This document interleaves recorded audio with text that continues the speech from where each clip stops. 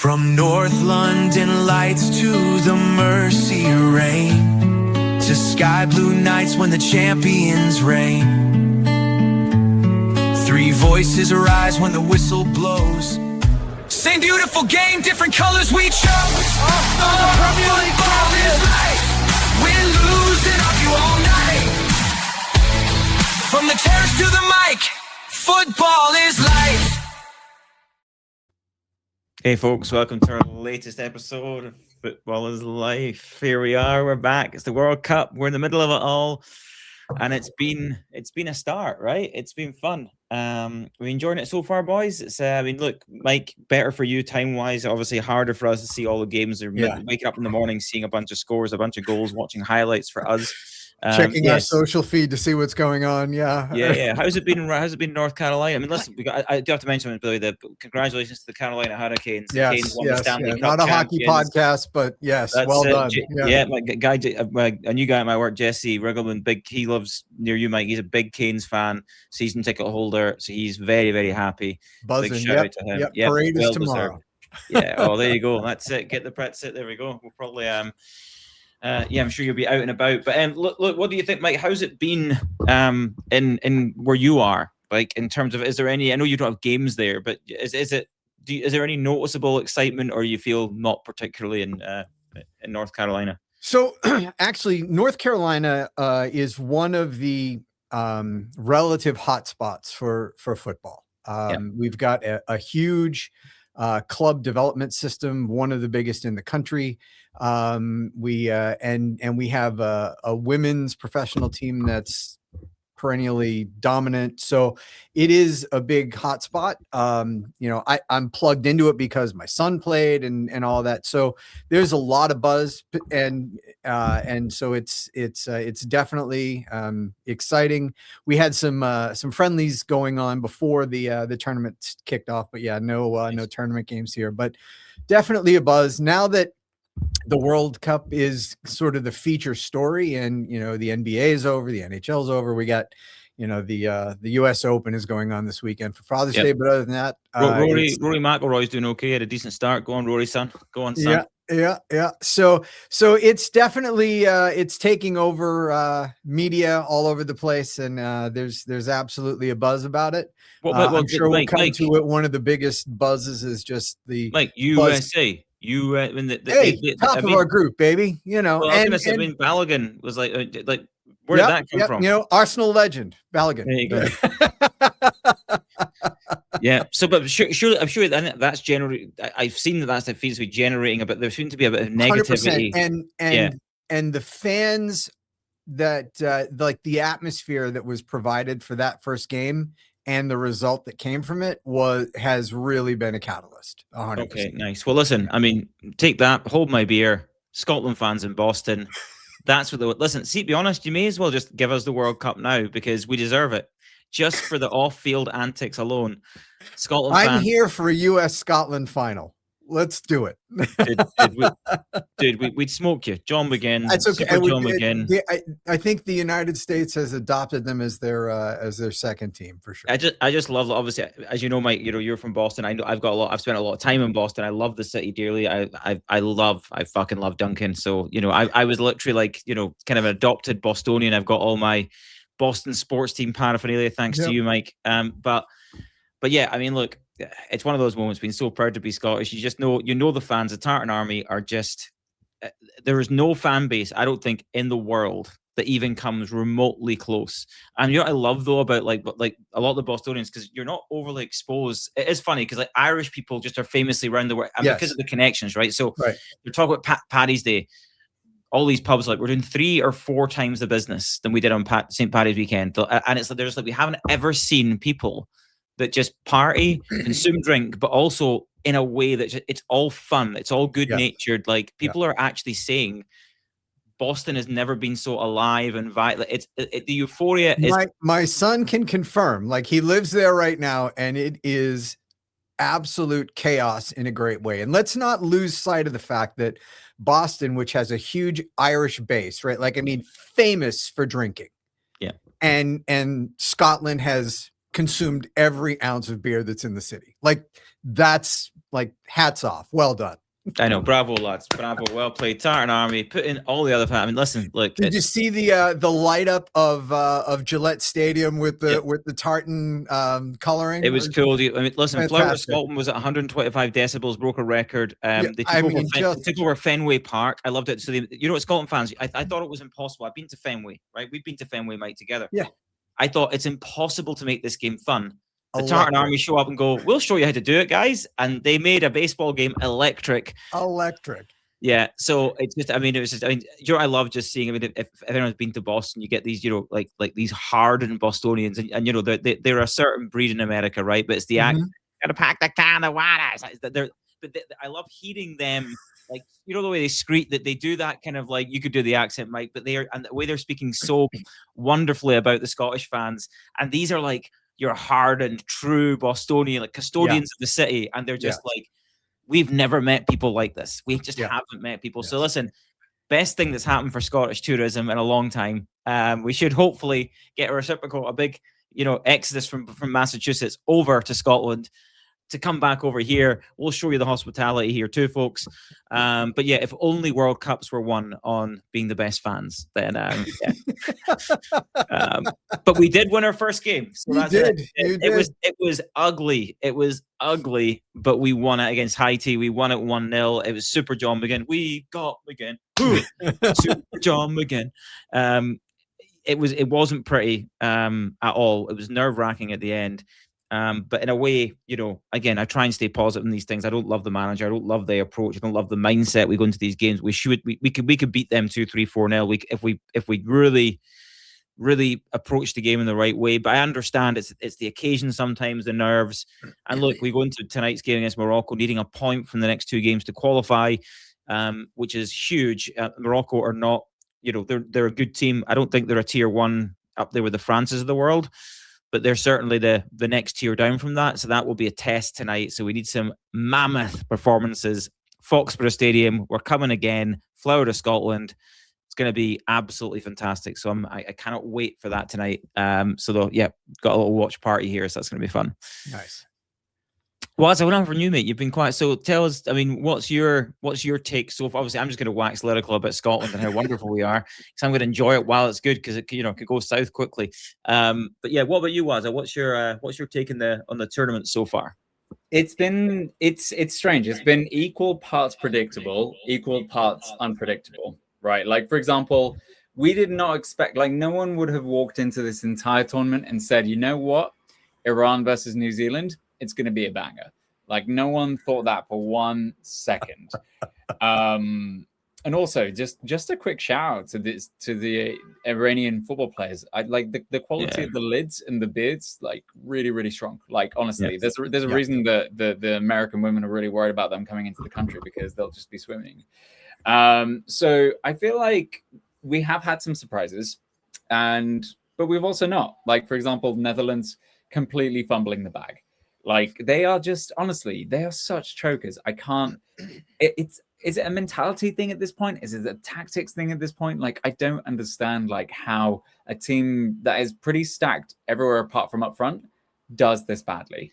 They played Japan, right? They played Japan. Japan were brilliant. But Japan are, bro. Japan are like that. That's my point. It's like, if that's against, like, they were a dark horse. They're dark horses. They're brilliant. They're really I saw them play against Scotland. I saw them play against England before the World Cup. Like I don't think they're going to go out that. See, I don't have them as a dark horse because I think it's pretty clear they're good. I expect them to get to the quarterfinals.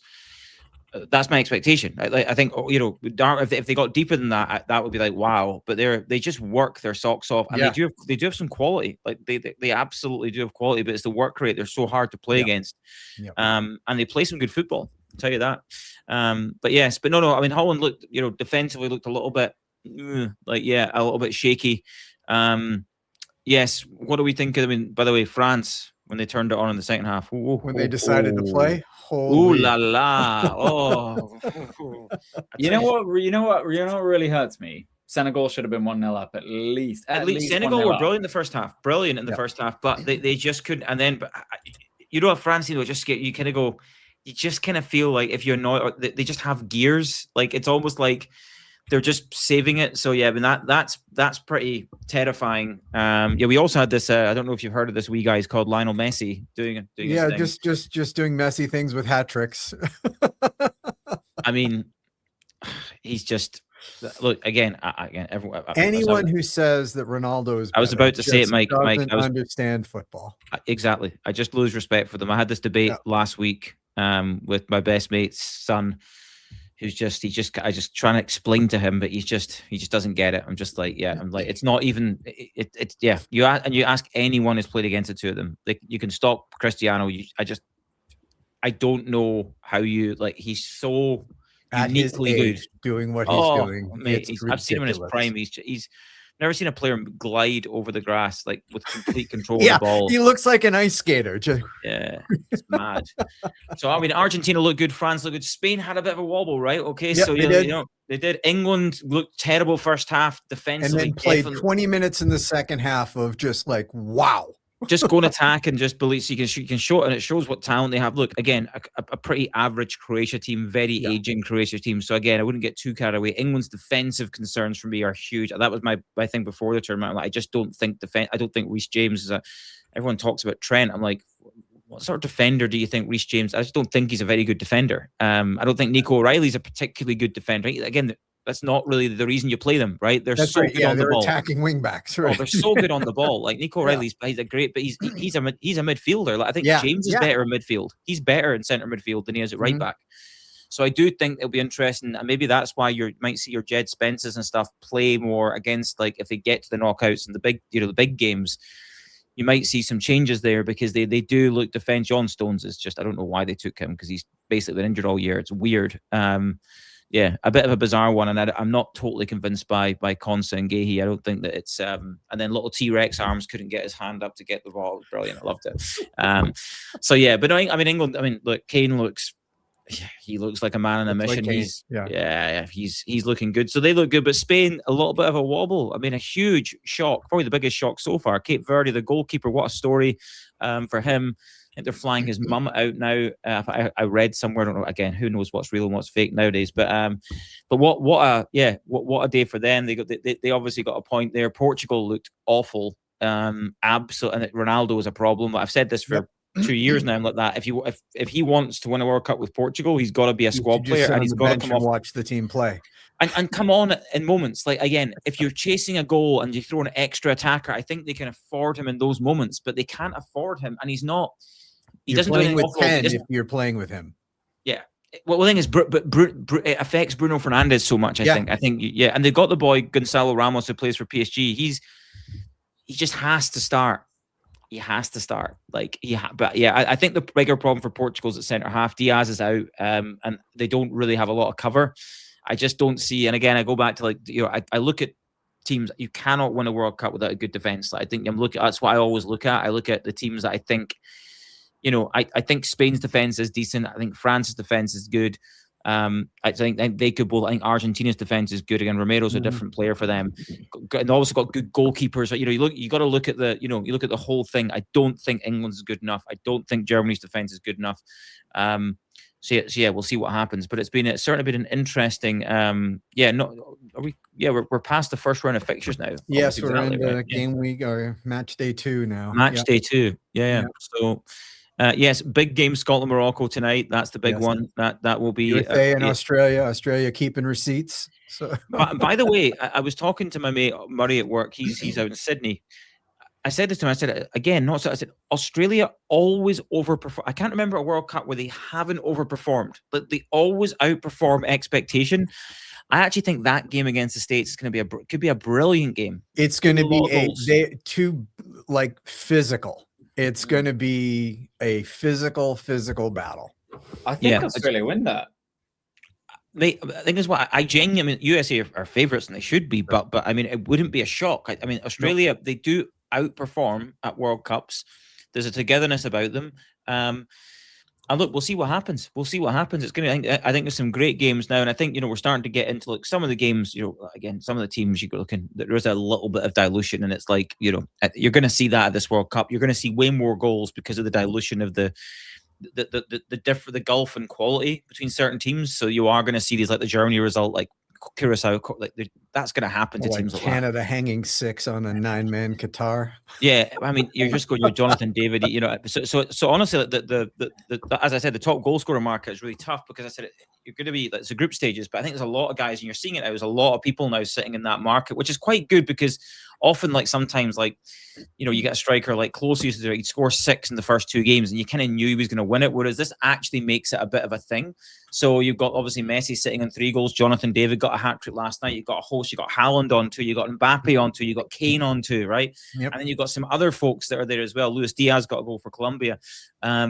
So yeah, I think it's a really interesting market, that one. You can still go and find value and have a bit of fun playing with that. So Wazza, I know you wanted to talk a little bit about some of the rule changes. The big one, I think the throw-ins, I think that's all seemed to work actually quite well. Although, like, players like Robertson, he's clever. He was like, they realize it's when they pick the ball up, so just take longer to pick the ball up.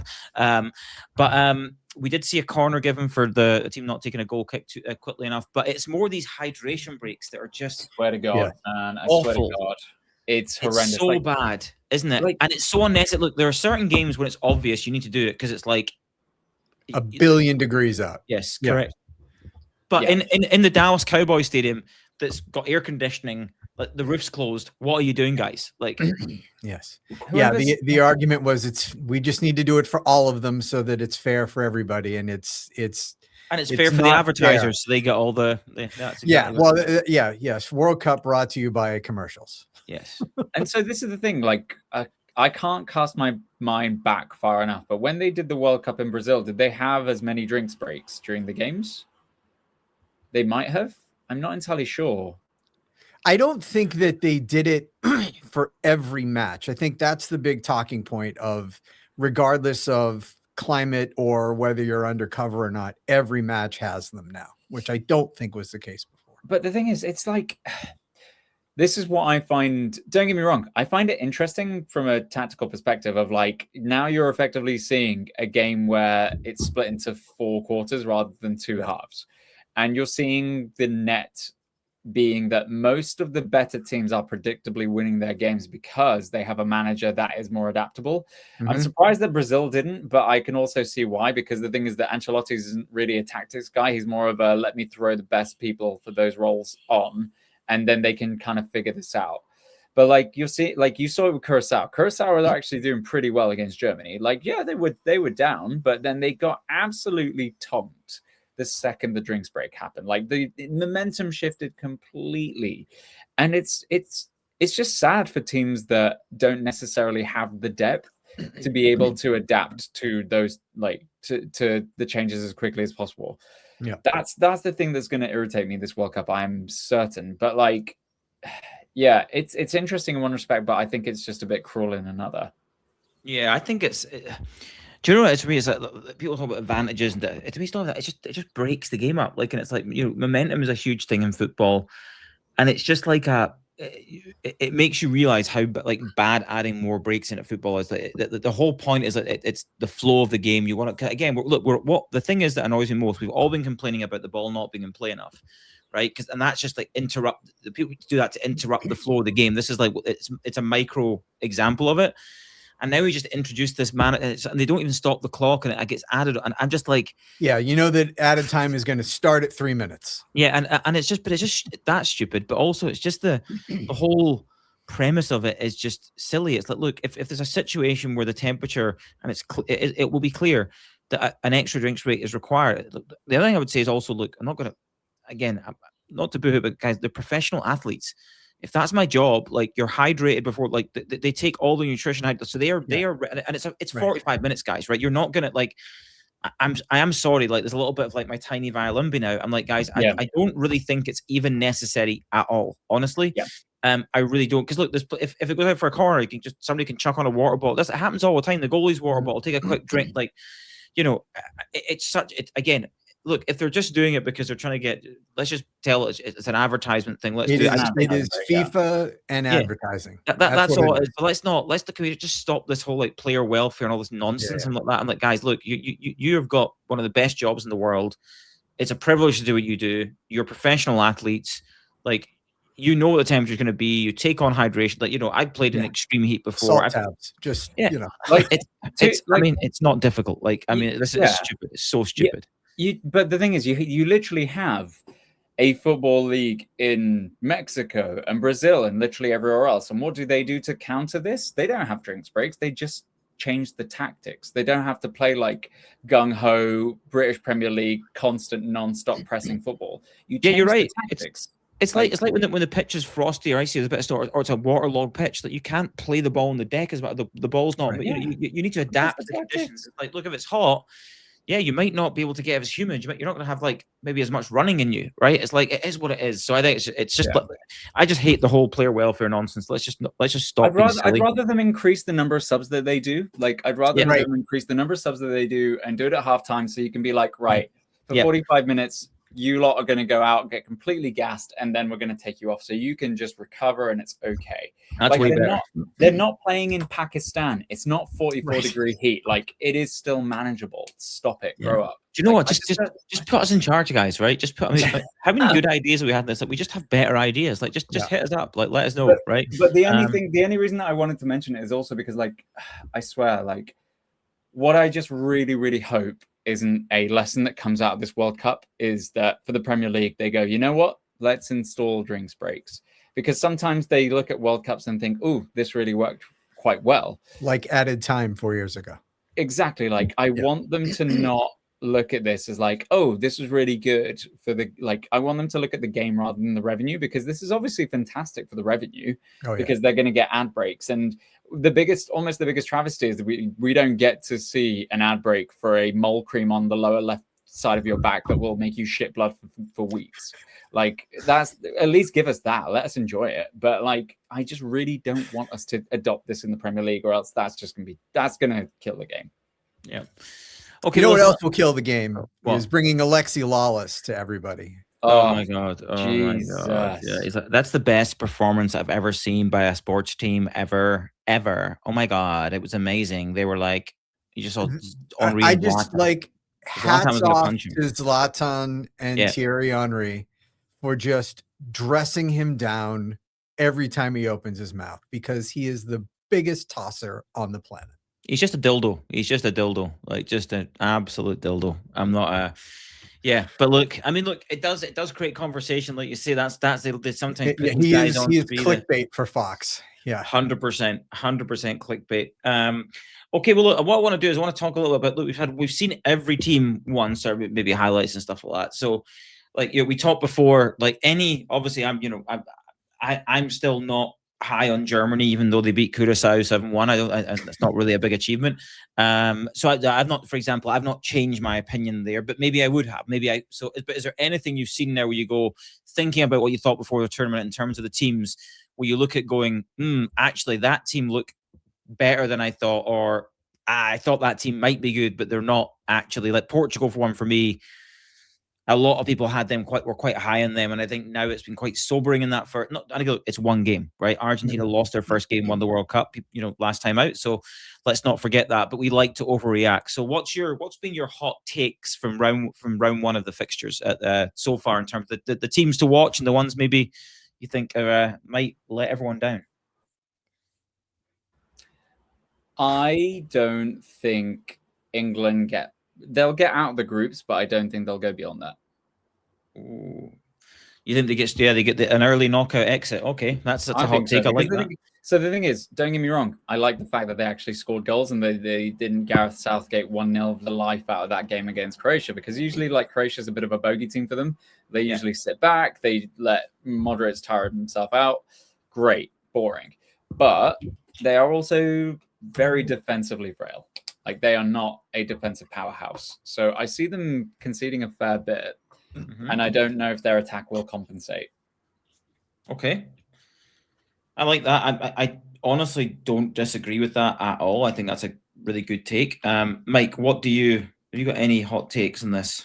I don't know if it's a hot take, but just a pleasant surprise with the first U.S. result. So just the way that all played out, and scoring the 4 goals was was huge for that team. Little bit of a concern with the Pulisic injury, and hopefully he's going to be all right. But big game this afternoon against Australia. But just the way they showed up was, I said that they were underwhelming a week ago, and that would. The way they showed up was not necessarily underwhelming. So well done to the U.S. squad for what they did, and the fact that Norway is on goal differential, sitting on top of that group. I'm just going to say it.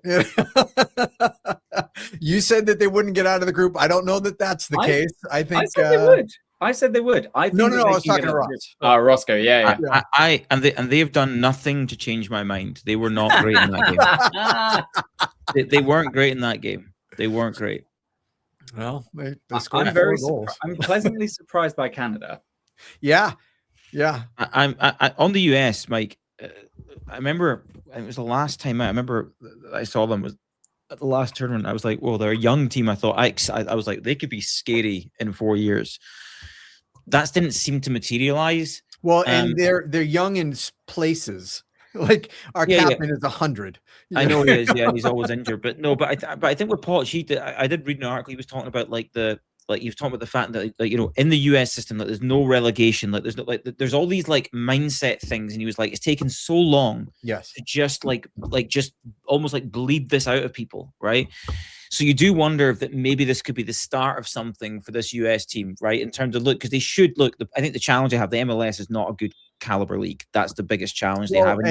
But the thing is, if you look at that team, very few of them play in the MLS. They're all playing internationally, which, when you look at how Germany built their teams over the years, right, and saying, no, you're going to live in this, play in this country, and we're going to, build from within, that clearly worked for a while. So they don't get as much time together because they're scattered all over the world, but, they're not playing in the MLS to develop. But even becoming a professional footballer in America is just too expensive. You basically have to buy your way into an academy. Correct. And the fact that you can't even get to these academies very easily in a lot of these cities it's just, you're basically, any professional anyone who's playing football for the United States likely has to come from a wealthy background, which means that your pool is very limited. Yeah. So True. I just don't see, until they start breaking that down and then effectively do an academy system like England doesn't really establish it, I just don't see them being able to actually compete properly. We will see. So my kind of take so far are I'll stick with my assertion. Norway will lose to Senegal and France, and will struggle to get the group. They might scrape out third place. We'll see. I don't think 3 points. It might not be enough. But they scored 4 goals against Iraq, which gives them a chance. Although I thought they were quite poor against Iraq. Actually, that game was more even than I thought it would be. So I still think they've got no hope of doing anything meaningful in the tournament. So it's not changed on that. Senegal, the team that because I was flip-flopping between them and Morocco. I was like, I know that they're both the AFCON finalists, and it was a bit of a chaotic final, and that's still at some court somewhere. I think Senegal. I really do think they're again. They went against France, and like you said, they could have been. I know France, you can argue, didn't play great, but they were. That was a very competitive, and they made life really difficult. They worked their socks off. I think also I look at teams that can deal with conditions in terms of heat. Mm-hmm. I think there's just little advantages if you look at history. It's not that easy to come over to the Americas and win. If it isn't easy. I know Spain have done it, but it's not easy. So I do think Senegal will be, look, it's a really tough group, right? Obviously, they lost to France. They're going to have to beat Norway, right? Yeah. But I do think they're better than Norway. Obviously, Norway have, some high caliber players that could, but I think Senegal are a better team. So I do think that they've been a nice, pleasant, a pleasant surprise. I think teams that I'm maybe a little bit, I would say. I think you mentioned England. Yeah, I thought Holland might be a bit better than they were. Again, it's game one because their form was good coming in. So, in Spain are the obvious ones. But see, to be honest, I actually think Brazil looked awful. I thought Brazil and the selection of playing Lucas Paquetá and Casemiro, I couldn't believe that. I had to look twice and seeing what they had on the bench. I was like, Like, look, Casemiro's had a good season at Man United, but he's like, he kind of in that Morocco team or this team, almost like they're in like their prime a lot, and they've just got a lot of players that are very athletic. Lucas Paquetá is a luxury player. I don't think he's been particularly good this. I think I was so surprised that he played them, but I wasn't shocked because you look at, I mean, like Marquinhos and Gabriel, you go, wow, that should be like. But they just got the goal. They got completely. It was like schoolboy stuff. It was really poor. I just think Brazil, as much as look, Scotland is, with Morocco, we haven't been lucky in terms of that's probably as bad a draw as you could get for a pot 2 team. But I would certainly say for pot 1, like Brazil are not like a top tier pot 1 team. Now look, again, they've got Vinicius Junior. You saw what he did. Like, so obviously they have these players that will have like Igor Thiago looked like he couldn't kick a football. He was awful against Morocco. Terrible. Right. He was so bad. The right back boy was awful. I don't know who he is. Like I just looking at it going, and they just there's a lack of cohesivity. You can see it when you see it. You go, they're a team that is not like Bruno Guimaraes is a really, really good player, right? Yeah. They got some really good, but there's not a togetherness there. Which would be, I do think Neymar could be a factor in that. I think he does have that. Like, he loves playing for Brazil. Like, he's got that kind of, certain players just, it means more. I wonder, so I'm kind of hoping he doesn't play in the group stages, but it'll be interesting to see how they do against Haiti. Like, because you'd expect Brazil should go and hang 3, 4, 5 on Haiti, right? It'll be interesting. I'll be watching that game as well, because obviously for obvious reasons, because Scotland play Brazil in Miami next week. But I've said this and people are saying it's Brazil, we're going to get pumped. I said, I don't think Brazil are that good. They're not Brazil of old. I actually think they're worse than I realized. They are. I mean, Morocco were, I mean, the second half, Ancelotti, look, to your point, Ancelotti is obviously like, in terms of experience, he kind of, managed the game through that and he tweaked things and he made, but they were so open. Morocco, like, they could just play through them at will. So I think, and I said this before the tournament, I was like, why are Brazil the same odds or sometimes shorter than Argentina? I was like, why? It doesn't make any sense to me. Like, I just think Argentina are like a level above them, like at the moment, this point in time, right? So I think Brazil, and maybe this is part of me just being optimistic. I'm hoping this comes true because obviously it's good for Scotland if that is the fact. So they're the ones that I think people might have put bets on and had high hopes for because of the Ancelotti factor. And I'm going, again, you look on paper and go, they could be scary, but you watch them play and you're like, this is the thing about a bunch of individuals, right? Compared to a cohesive unit. And they've always, like, I mean, look how many, World Cups they've won, but still there's always been one or two flashy players on that team. And it's just like, can those one or two flashy players bring the rest of the group together or not? And I don't think with this set that's the case. I agree.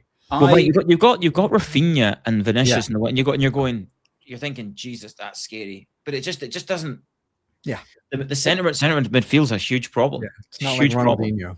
The problem is, I just don't think that Ancelotti is an international football manager. Right. I just don't think that he's like, in the sense of like, he's usually what you want from an international football manager is someone that goes into a team and basically understands, I'm not going to get these players for more than 3-4 times a year. Right. I've got to figure out what works and try and apply some level of structure.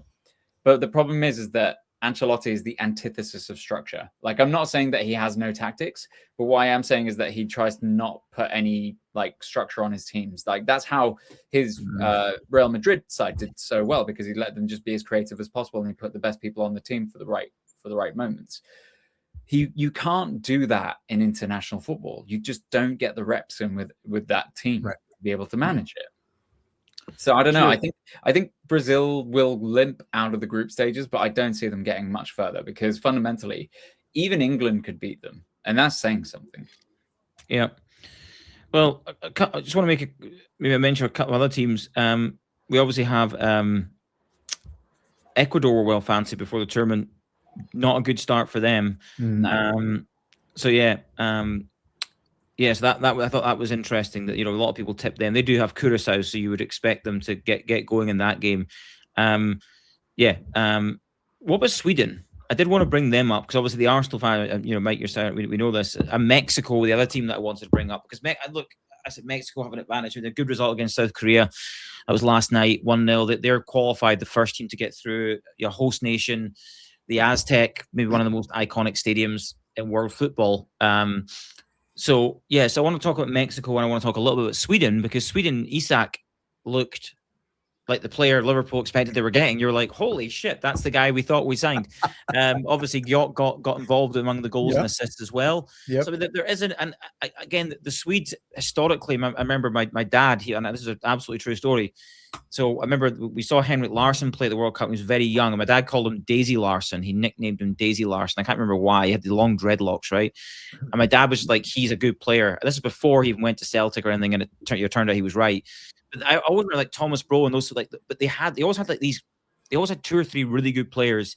But there was again cohesiveness about Sweden as a nation that seems, again, I think Australia is the same. I think these teams that are just like, there is that meaning behind it for them, right? That I think does bring them together.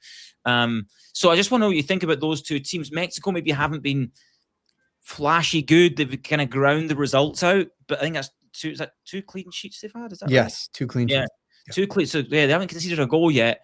I mean, hard to beat in the Aztec if they. And I think that environment is just insane. Electric. So good. Insane. So good. My mate Ben said yesterday, he's like, see if Scotland get through and get drawn at that stadium. He's like, he's just going to sell his house and go. He's just doing it. Like, just to experience it. Yeah, it is absolutely electric. There's nothing like a stadium. But do you think Mexico or Sweden could be dark horses? Because I think they're ones that people don't really but could they be dark horses? Have we seen enough? I'm leaning. I think Sweden could be. I'm less bullish on Mexico based on what I've seen so far. But I would completely agree with that. I'm not as convinced by Mexico. I feel like they don't. You have teams which are pretty medium, but they are like either top heavy or back heavy or mid heavy, right? Yeah.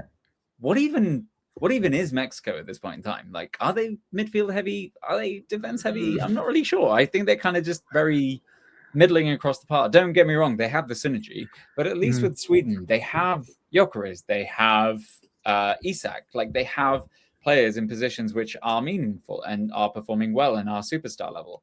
When Raul Jimenez is your guiding light, that's not a good sign. Yeah. What do we think?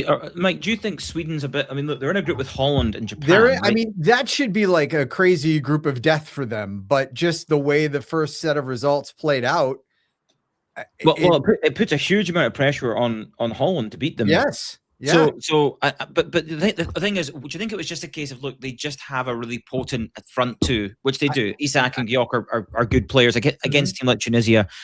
So do you think it might be a bit of a red herring with Sweden, where it's like, I think you need to see another result to kind of see it play out, and just the way, we talked about Japan already, right, and how solid they are, and so I think you need to see another result before you can make a call. They got the softball early. Yeah, and do you know what? The more you say that, I actually think you might be right. I actually think, like, now I rethink it, Mexico are definitely more likely because they've got the home advantage. Yes. I think clean sheets, as I mentioned, defense is important, right? And yet might not be. And I always say the same thing. Like, actually, sometimes the biggest worry, if your team is brilliant at the group stages, it's very, very rarely I can remember a team just being brilliant. There's a team that usually you figure it out in like they figure it out, and then you make the pivot. Yeah. So, but I think Mexico could go, because again, I think that home advantage is going to be huge. And I think you're right. Look, you cannot downplay that. That is it is just immense. But what you can't downplay is the pressure on the Netherlands. I expect the Netherlands to beat Sweden. They should be, and then they'll obviously win the last game and should get through. They will. I do. I think they will beat Sweden. I think, but again, maybe it was a softball, like Mike says, but maybe Sweden are better than people realize. I think the pressure is going to be really on the whole. And if they lose that, they're in real trouble. Yes. Of getting a honking draw. Like if they get finished third and get through, they could get France. You get. Like, you don't want that. Like game over. I think Sweden is. Sorry, I just think the Netherlands are just a massive mental game. Like, they have the squad to be able to get to the quarterfinals, the semifinals. They do not have the mentality for it. Yeah, I just don't anger their way to the quarters. I just don't think they're doing it. I think Sweden genuinely beat them like 2-0. Like, I really don't see why they shouldn't. Wow. Well, it's going to look. I mean, it's going to be. That's a game, and the good news was that's a Saturday 6 o'clock game. So that for us, that's actually a nice time. So yeah, pretty good time on Saturday for us, like 6 p.m. That's much kinder. That's all right. Yeah. And that's a good game to look forward to. I'm just checking the Sunday slate as well to see what we've got. Belgium, Iran, disgusting. Spain, Saudi Arabia. Hey, I think actually Belgium, Iran, like based on how Iran were playing, Iran, I swear to God, like out of all the teams I've seen played so far, Iran play with probably some of the most intensity. They do, but I just think those games are just all quite crap. If I'm being blunt. I don't know. It's not crap when you see a massive upset. No, I know you're right. There could be some. I just don't. None of the fixtures really, like Norway, Senegal. Yes, want to watch that game. That'll be a good game. I go. That'll be a good game of football. That's the next one I can see. Like Portugal, Uzbekistan. No thanks. England, Ghana. Sure. I don't think England win that. But I think that's pretty good. But there's at least a bit of genuine jeopardy for England. That's, I mean, you know.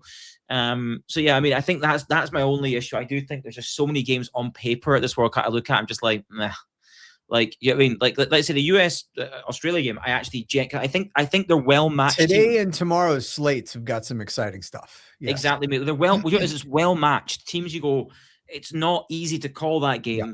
That's what I'm looking for, and I think the US again. Obviously Morocco are pretty heavy favourites, but again, Scotland have got enough quality to trouble them. That's a home game for Scotland. Are you kidding me? Dude, I got this picture. Did you sent it, Mike? Right? You said that it was instead of New England, it's New Scotland. It's called now. Yeah. And they just drew it on this map. Yeah. It's like I loved that. It was so good. That place will be rocking for Scotland. Yeah. Oh, it's going to be absolutely wild. I'm so excited for tonight. The countdown's on 3 o'clock now, so 8 hours to kick off. I think they know they need to win this, even if it's like a really awful 1-0 win. Who cares? That's all it takes. Was it a point? We'll take a nil. Like honestly, like getting to knockout football is very different.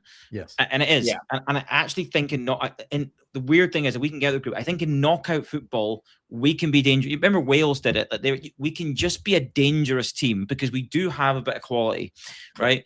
So I would love just to be in that knockout phase, even regardless who you get. You go right. We've got a gate. It would just be. It would be immense, and I think the team deserve it. They've done really well to get this far and do what they've done so far. And look, I just hope for the tournament, mate, for the good of the tournament. You want Scotland in. You want the Scotland fans. You know what happens, Mike? I said this. What Trump will do, right? He'll pay all the referees and go, look, let Scotland win every game, and we're just going to send them on a tour of the US. And at the end of this, the US economy will just be an all-time high. And he'll look fantastic. But we've never sold more alcohol ever in all these places that we're struggling are now going. Yeah, we've made record profits. Everyone will be happier, right? They'll be like, this is great, and that'll be his re-election campaign. I'm sure that's exactly what's going to happen. Because there's such a love affair between Trump and Scotland. He loves Scotland. He loves Scotland. And Scotland hates him. We're not a fan of his. But my point is, we bring happiness to people out there. So I'm like, look, if I'm happy for that to happen, we'll take the World Cup home. We'll win it. Lovely stuff. Like, let's go for it. But look, we'll see what happens. I'm so excited for tonight. Let's hope that excitement is not short-lived because sometimes that does happen. But hopefully we just got to start. We've got to start strong tonight. Like we can't get on the back foot early. There'll be moments we'll have to suffer, but if we just set up and just concede ground immediately, I think we'll be in all sorts of trouble. So I want to ask a question to the team. Sure. Who is going to be the first surprising team going home? Surprising team going home. Okay. I would say that's a good question. Let me just I'm going to go with your England pick, Wazza. Okay, I'm going to go Brazil. Wow. I know. I'm going because look, to be surprised. I mean, I could say Belgium. I mean, their group: New Zealand, Iran, Egypt. I just think Belgium are crap. So I don't think it's that shocking, if that makes sense. I feel that would be a cop out for me. because I think they're crap. I think Spain will be okay. Argentina are fine. Colombia's Why do you think Spain will be okay? Spain will be okay because they've got there's too much quality. It's more like they could literally almost change their whole team if they wanted to, and still be really good. And they're in a group. I mean, they're in who's their group? Let me have a look at Spain's group. Saudi Arabia, Uruguay, Cape Verde. I mean, I know they drew, but they'll beat Saudi Arabia. Spain will up their level. They'll get through it. They won't really care who they get. Spain I think will be fine. But again, you do look at a team that maybe does end up finishing second or third that maybe shouldn't have. That could get you an early exit as well. But I just think based on what I think that people would not predict Brazil. I think Brazil will get out of the group because they'll beat Haiti. I think they will. So they'll get out of the group and 4 points will be enough. I just think that they could get lucky with the draw, but I think if they get a team that's remotely good, I think they're in all sorts of trouble. I'll go Brazil. What about you, Wazza? Portugal. I just don't see it. I just don't see it. Good shout. Yeah. What's the I think like Roberto Martinez has lived to form. He has done exactly what we thought he would, which is play Ronaldo and suffer. Yeah. They've got DR Congo, Dr. Congo. I love that. That's what my son calls him, Dr. Congo. I love it. Uzbekistan. They will not beat Colombia, I don't think. No, that's the thing. They might beat Uzbekistan. Yeah, they will. They should get through, but I think you're right. They could be in trouble. Because the thing is, fundamentally, if DR Congo beat Uzbekistan better, then they're in problem. They're in trouble then, because it'll be Colombia that will go through, like almost definitely. I think Portugal could go out on something like goal difference. Okay. Wow. Okay. There we go. Hot takes. Well, listen, boys. It was always great to chat. Looking forward. And just one thing as we pivot just really quickly. Yeah, of course we can. The fixtures have dropped for the Premier League. So Yes, of course. So the fixtures dropped. Apparently, Man United's first six is the easiest first six fixtures. That's what I read this morning. I haven't even looked at Liverpool because I'm just in World Cup mode. But are there any juicy first? Well, so just of course, we just like we did with I think it was Brentford when they were promoted. We've got a promoted side to start. So banana skin right away out of the chute. Coventry? Yeah, against Coventry. Where? No, they're going to get. It's at home. Coventry gets smacked. It should be fine. But who do we have first game? You have Newcastle and away. No, it's away. And City have Bournemouth at home for the opener. Yuck! Newcastle away. That's disgusting. Yuck. Yeah. Okay, well, there you go. Premier League fixtures there. Check out. Liverpool did sign. There's some signing news as well. We're looking busy in the transfer market. We'll maybe try and pepper some of that in if there's a bit of if these group games get a bit boring. Right. But yes, we will see. But listen, thanks to everyone for listening. Enjoy the game. I hope everyone should be cheering on Scotland, unless you're Moroccan, of course. Then you should cheer your own team on, just because of the good vibes we're bringing to the tournament. So let's see what happens tonight, and we will see you all next time. Cheers, folks. Cheers. From the terrace to the mic, football is life.